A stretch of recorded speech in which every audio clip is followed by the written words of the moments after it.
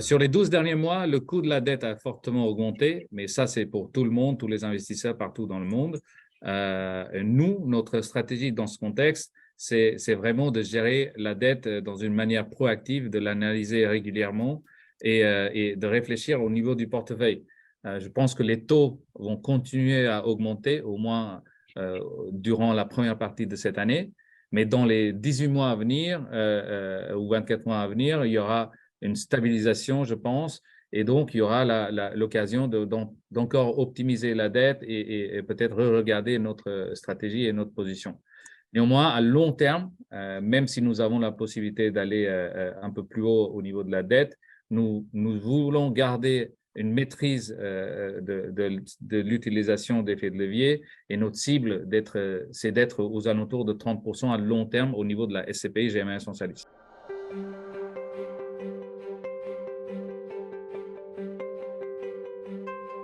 Oui, on a signé plus qu'une lettre d'engagement, on a signé l'acte de vente notarié pour ces 6 actifs en Allemagne en novembre dernier.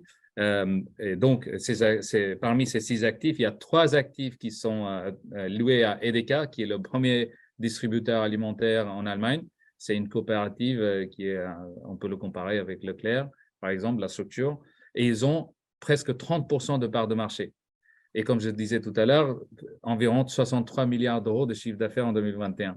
Et les 3 autres actifs sont loués à Rewe, qui est le deuxième acteur en Allemagne, avec un chiffre d'affaires de 54 milliards d'euros et presque 19% de part de marché. Donc, on parle de 2 acteurs qui ont presque 50% de part de marché en Allemagne. Et les démarches administratives liées au transfert de propriété sont en cours et elles sont finalisées au cours du premier semestre cette année. Et plus précisément, donc après l'intégration, la portefeuille sera 75-25 Allemagne-France. Oui, actuellement, en 2022, la SCPI GMA Essentialis n'a pas appliqué les critères ESG. Nous développons aujourd'hui une stratégie ESG au sein d'un plan global de gestion de nos actifs. Nous souhaitons faire de nos biens immobiliers, bien sûr, des actifs inscrits dans une démarche responsable.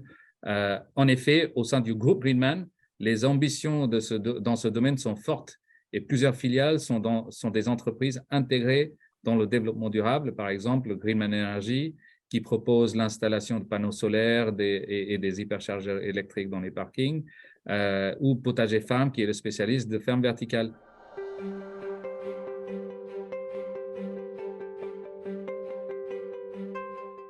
Notre priorité, c'est de générer des résultats de performance stables pour nos investisseurs avec pour objectif un taux de distribution au-delà des 5%.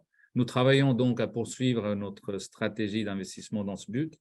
Pour cela, nous avons à l'étude plus de 300 millions d'euros de dossiers aujourd'hui, mais ces actifs doivent répondre à nos critères de sélection qui sont notamment la localisation, la visibilité, l'accessibilité.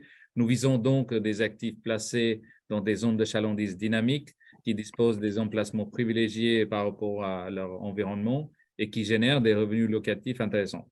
En effet, les actifs doivent être stratégiques pour nos locataires aussi. Ils doivent être importants pour nos locataires pour que les locataires puissent s'inscrire sur la durée.